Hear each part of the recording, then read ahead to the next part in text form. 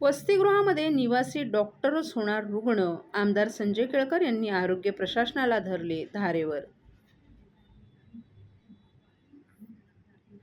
कळवा येथील ठाणे महापालिकेच्या छत्रपती शिवाजी महाराज रुग्णालयातील निवासी डॉक्टर आणि विद्यार्थ्यांच्या वसतिगृहात अस्वच्छता आणि असुविधांमुळे डॉक्टरच रुग्ण होण्याची चिन्ह असून आज आमदार संजय केळकर यांनी भेट देऊन तेथील अधिकाऱ्यांना धारेवर धरलं. यावेळी 2 आठवड्यात समस्या दूर करून सुविधा देण्याचं अधिकाऱ्यांनी मान्य केले. निवासी डॉक्टर आणि वैद्यकीय कॉलेजच्या विद्यार्थ्यांनी केलेल्या तक्रारीनुसार आमदार संजय केळकर यांनी छत्रपती शिवाजी महाराज रुग्णालयातील वसतिगृहाची पाहणी केली.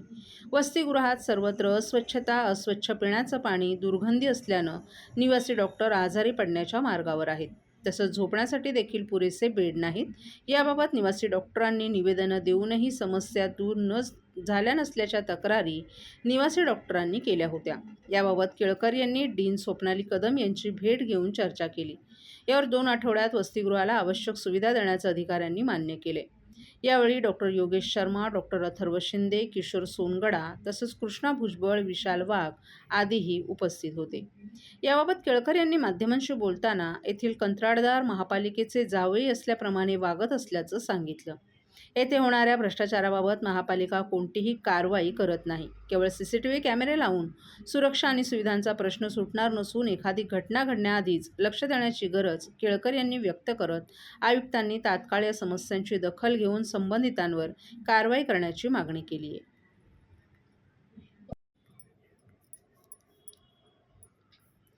नवी मुंबईतील परिस्थिती वेगळी आहे. मात्र ठाणे आणि कल्याण येथे महायुती म्हणून निवडणुका लढल्या आहेत. त्यावेळी झालेल्या चर्चांचा सन्मान राखणं आवश्यक असल्याचं मत वनमंत्री गणेश नाईक यांनी व्यक्त केले. तसंच याबाबत दोन्ही पक्षांचे वरिष्ठ नेते योग्य तो निर्णय घेतील असंही त्यांनी स्पष्ट केले. महाराष्ट्र अर्थसंकल्प 2026 संदर्भात माहिती देण्यासाठी ही पत्रकार परिषद आयोजित करण्यात आली होती. यावेळी उपमहापौर कृष्णा पाटील, शहर अध्यक्ष संदीप लेणे आणि भाजपचे गटनेते मुकेश मोकाशी यांच्यासह इतर पदाधिकारीही उपस्थित होते. नवी मुंबईतील घडामोडींमुळे ठाणे महापालिकेतील विविध समित्या आणि स्वीकृत नगरसेवकांच्या नियुक्त्या रखडल्याबाबत त्यांना छेडलं असता त्यांनी हे मत व्यक्त केले. पंतप्रधान नरेंद्र मोदी यांच्या विकसित भारत संकल्पनेच्या दिशेनं राज्य सरकार वाटचाल करत आहे. मुख्यमंत्री आणि अर्थमंत्री देवेंद्र फडणवीस यांनी सादर केलेला अर्थसंकल्प सर्व घटकांचा विचार करणारा आहे. मच्छीमारांसाठी 1,200 कोटी रुपयांचं अनुदान देण्यात येणार असून पाणीपुरवठा योजनांनाही प्राधान्य दिलं आहे. शहरी भागात 135 MLD तर ग्रामीण भागात 56 MLD पाणीपुरवठा वाढवण्याचं नियोजन असल्याची माहिती देखील त्यांनी दिली आहे. वनविभागाच्या कामकाजाबाबत बोलताना विदर्भातील वाघांच्या संख्येनुसार प्रत्येक जिल्ह्यात व्याघ्र सफारी उभारण्याचा निर्णय घेतल्याचंही त्यांनी सांगितलं. तसंच शहरांमध्ये बिबट्यांचा वाढता वावर रोखण्यासाठी वन खातं सतर्क असून आत्तापर्यंत सुमारे 450 बिबट्यांना पकडण्यात आले. त्यापैकी काहींना सुरक्षित स्थळी हलवण्यात आलं असून लवकरच ठाणे आणि पालघर जिल्ह्यात बिबट सफारी उभारली जाणार आहे. वन्य प्राण्यांची शिकार रोखण्यासाठी कडक उपाययोजना सुरू असून पुढील 3 वर्षात परिस्थितीत लक्षणीय सुधारणा होईल असा विश्वासही वनमंत्री गणेश नाईक यांनी व्यक्त केला आहे. 2000 साली मी बोलतो नवी मुंबईमध्ये घरपट्टी पाणीपट्टी वाढणार नाही. तर 2000 पासून 2020 झालं आणि प्रशासक यंत्रणेत सुद्धा मी आयुक्ताला सांगितलं होतं की 5 पैसे वाढवायचे नाहीत. आणि आता आम्ही पुन्हा या निवडणुकीच्या वेळेला पुढचे 20 वर्ष घरपट्टी पाणीपट्टी वाढणार नाही याची हमी दिलेली आणि ती वाढणार नाहीच. तर त्याकरता आर्थिक समतोल तर ठेवला पाहिजे आणि त्याकरता एक 4-5 दिवसामध्ये बजेट सादर होईल. त्यावेळेला नवी मुंबईचा खऱ्या अर्थानं मान्य नरेंद्रजी मोदी यांना अपेक्षित असलेलं शहर, मान्य देवेंद्रजी फडणवीस यांना अपेक्षित शहर, तशा प्रकारचं करण्याचा माझा निश्चित विचार आहे आणि तो करणारच. पालघर जिल्ह्याचा पालकमंत्री म्हणून त्या जिल्ह्याचा जो सागरी, नागरी आणि डोंगरी या 3 भागामध्ये आहे, त्यामध्ये भविष्यकाळामध्ये 4थी मुंबई पालघर जिल्ह्यात होणार आहे. 4थं एअरपोर्ट पालघर जिल्ह्यात. एशियामध्ये 10व्या क्रमांकाचं जे पोर्ट म्हणजे आपण त्याला डॉक म्हणतो ती पालघरमध्ये होणार.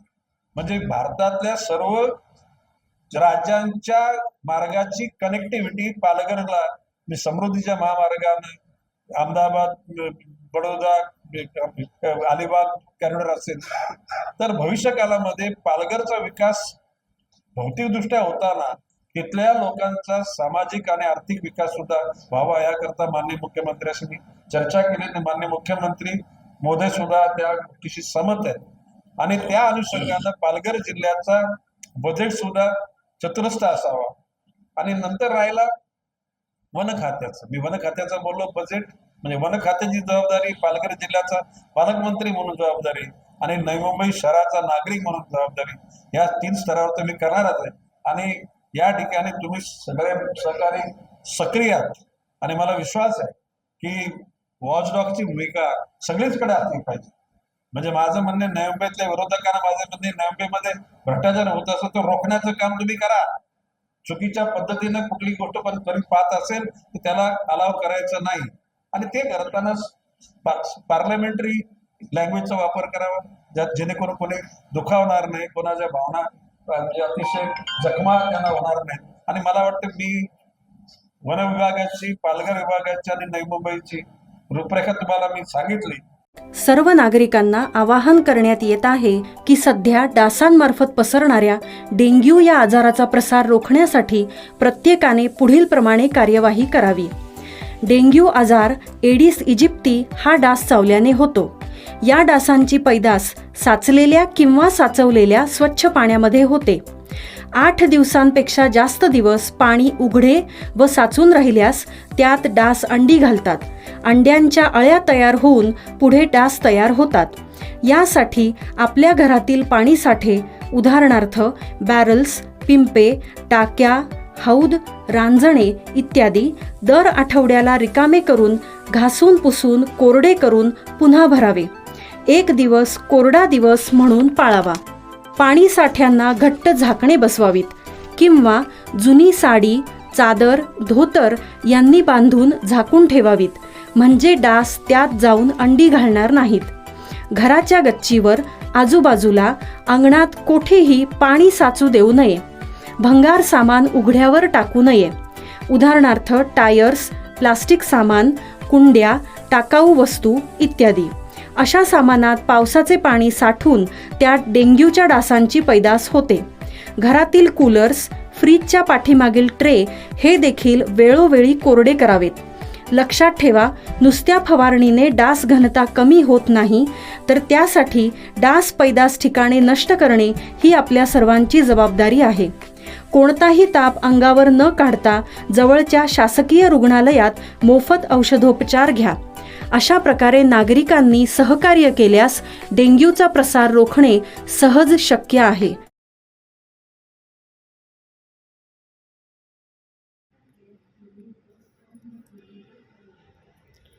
ठाण्यातील कळवा विभागात CRZ जागेत अनधिकृत बांधकामं, नागरिकांचा हक्काचा DP रोड दिवसाढवळ्या गिळंकृत. राज्याचे उपमुख्यमंत्री एकनाथ शिंदे आणि खासदार डॉ. श्रीकांत शिंदे यांच्या सर्वसामान्य जनतेला स्वतःचा हक्क घर मिळवण्यासाठी विविध योजना आखल्या जात असून भूमाफिया CRZ जागेत खारफुटीची रोज कत्तल करून अनधिकृत बांधकामं निर्माण करत आहेत. समाजोपयोगी कार्यात यामुळे अडथळा ठरत आहे. ठाण्यातील कळवा विभागात खारफुटी रोज हत्या होत आहे. शासकीय नियमानुसार कोणतेही अनधिकृत बांधकाम असो, मग ते राज्य शासनाच्या कोणत्याही विभागाच्या जमिनीवर झालं तर प्रथम महानगरपालिका आणि पोलीस यांच्या कार्यक्षेत्रात येतं. मात्र अनेक प्रकारचा पाठपुरावा करूनही ठाणे महानगरपालिका, कळवा विभाग कोणतीही अधिकृत बांधकामांविरोधात कारवाई करत नसून न्यायालयीन CM, DCM यांच्या आदेशाचं अधिकारी उल्लंघन आणि अवमान करत आहेत. कागदी घोडे नाचवणार, एकमेकांकडे बोटं न दाखवता अनधिकृत बांधकामांविरोधात कारवाई करावी, अन्यथा दुर्दैवानं 26 जुलैसारखी पूर परिस्थिती निर्माण होईल, अशी शक्यता मिलिंद पाटील, माजी विरोधी पक्षनेते यांनी व्यक्त केली आहे. बघा, माझी एवढीच मागणी आपल्याला सगळ्यांना, तर कळव्याची आपल्या मेन रोडची परिस्थिती आपण बघतो काय झाली. मुंबई पुणा रोडची ट्रॅफिक, ते खारेगाव नाका जाम, तो घोलाईचा नाका जाम, आपला प्रशांत कॉर्नरचा नाका जाम, हा नाका जाम. आज तुम्हाला माहित असेल सन्माननीय शिंदे साहेबांनी तो एक डायरेक्ट रोड तिथून प्रपोज केलेला आहे. DP रोड आहे तो, आपल्या खाडी किनाऱ्यावरनं तो जातो, तो डायरेक्ट तिथे विसर्जन घाटाला जातो.